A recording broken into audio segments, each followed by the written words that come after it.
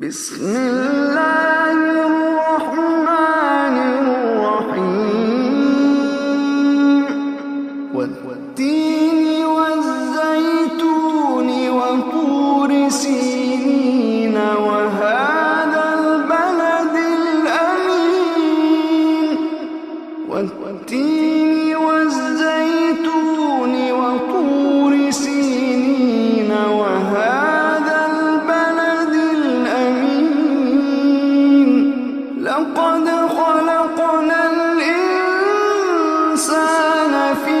أحسن تقويم ثم رددناه أسفل سافلين ثم رددناه